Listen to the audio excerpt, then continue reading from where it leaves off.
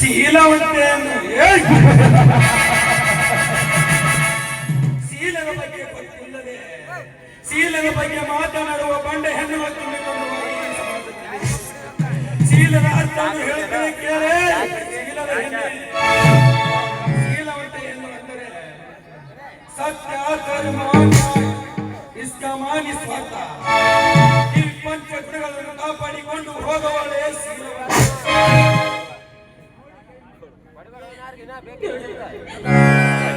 ಕೈ ಮಾಡ್ಕೋಬೇಕು.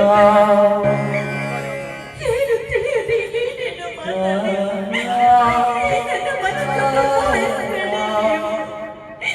ಮಾತು ಮಾತಿಗೂ ಶೀಲ ಕೆಟ್ಟವಳು ಶೀಲ ಕೆಟ್ಟವಳು ಅಂತ ಬೇಡ ನಿಮ್ಮ ತಾಳಿಗೆ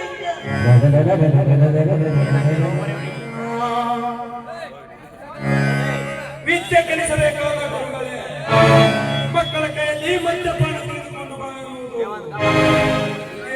ತಾನೇ. ಅಷ್ಟೇ ಯಾಕೆ ಗಂಟೆ ಗಂಟೆಯಲ್ಲಿ ನಿಂತು ಬಂಡ ರಾಜಕೀಯಗಳು ಬಡವರಿಗೆ ಭರವಸೆ ಬಂಡ ರಾಜಕೀಯಗಳು ಹೇಳುವುದು ಇದೇನೇ.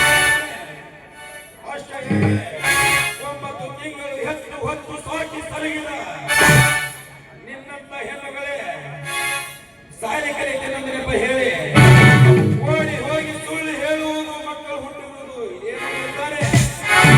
ಅಷ್ಟೇ ಯಾಕೆ ಬಲ್ಲವರು ಒಂದು ಮಾತು ಹೇಳುತ್ತಾರೆ, ಹೆಣ್ಣಿಗೆ ಹೆಣ್ಣೆ ಶತ್ರು ಅಂತ. ದಯವಿಟ್ಟು ನನ್ನನ್ನು ಕ್ಷಮಿಸಿಬಿಡು. ತಾಯಿಯಿಂದ ಮರಕ್ಕೆ ಕಲ್ಲುಗಳು ಬೀಳುವುದು ತುಂಬಾ ರಾಮನ ತುಂಬಿದ ಹೆಣ್ಣಿಗೆ ಇಂಥ ಕಾಮುಕರ ಕಣ್ಣು ಹಾಕೋದು ಇನ್ನೂ ಸರಳ.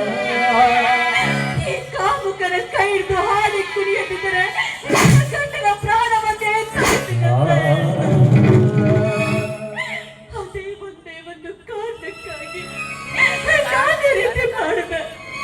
ಗೊತ್ತಾ, ಹೇಸಿಗೆ ಮೇಲೆ ಕಲ್ಲಬಹುದು ಮುಖಕ್ಕೆ ಹಿಡಿದುಕೊಳ್ಳಬಾರ್ದು ಅನ್ನೋ ಒಂದೇ ಒಂದು ಕಾರಣಕ್ಕಾಗಿ ಇಂಥ ಕಾಮುಕರ ಕೈ ಹಿಡಿದು ಹಾಡಿದೆ.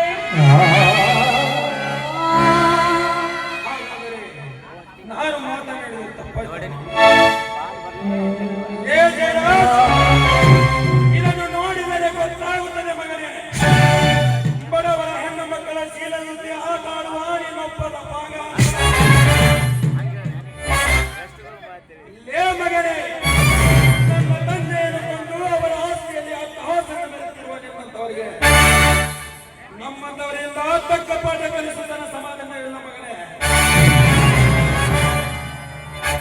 ಯಾಕಪ್ಪ ಒಮ್ಮೆ ಸುಮ್ಮನಾಗಿ ಬಿಟ್ಟೇನು? ಯಾಕೆ ಈ ಜಯರಾಜ ಪೃಥ್ವಿರಾಜ ಅಂದ್ರೆ ಯಾಕೆ ನನಗೆ ಇಷ್ಟೊಂದು ಕೋಪ? ಅವರು ಕೂಡ ನೀವು ಏನಾದ್ರೂ ಮೋಸ ಮಾಡುತ್ತೇನಪ್ಪ? ಮೋಸ ಮಾಡುವುದು ಅವರಿಗೆ ಹೊಸದೇನಲ್ಲ. ಮೋಸ ಮಾಡುವುದು ಅವರ ಮನೆಯ ದೇವರಾಗಿದೆ. ನೋಡಮ್ಮ, 2 ಹಕ್ಕಿ ತನ್ನ 3 ಮರಿಗಳೊಂದಿಗೆ ಹಸಿರಾದ ಮರಕ್ಕೆ ಸುಂದರವಾದ ಸಂಸಾರ ನಡೆಸುತ್ತಿದ್ದವು. ಆ ಕೆಟ್ಟ ವಿಷ ಸರ್ಪ ಒಂದು ಅಂದು ಆ ಗುಡಿಗೆ ಕಣ್ಣು ಹಾಕಿ 2 ಮರಿಗಳನ್ನು 2 ಹಕ್ಕಿಗಳನ್ನು ಕೊಂದು ಹಾಕಿದ್ದವು. ಮೈಲಿಗೆ ಹೋದ ಇನ್ನೊಂದು ಮರಿ ಬಿಡಿಸಲಕ್ಕಾಗದೆ ದೂರದಲ್ಲಿ ನಿಂತು ನೋಡಿಕೊಂಡು ಹೆದರಿ ಹಾರಿ ಹೋಗಿ ಆ ರೆಕ್ಕೆ ಪುಕ್ಕ ಬಲದ ಹಕ್ಕಿ ಈಗ ವಿಷ ಸರ್ಪ ಯಾವ ಹುತ್ತಿನಲ್ಲಿ ಕುಳಿತಿದ್ದಾರೆ. ತನ್ನ ಕೊಕ್ಕೆಯಿಂದ ಕುಕ್ಕಿ ಕುಕ್ಕಿ ತಿನ್ನಬೇಕೆಂದು ಹೊತ್ತು ಹಾಕುತ್ತಿದೆ.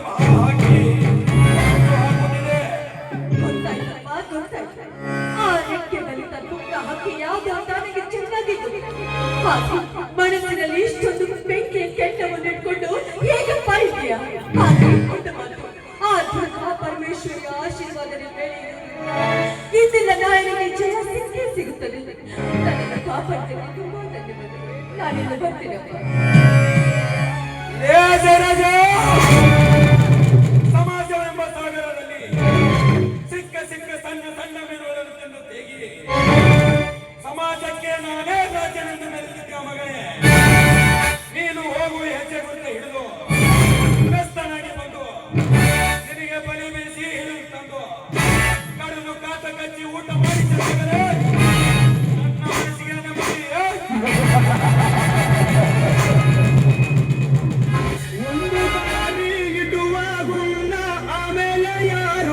ಕಾಯೋರು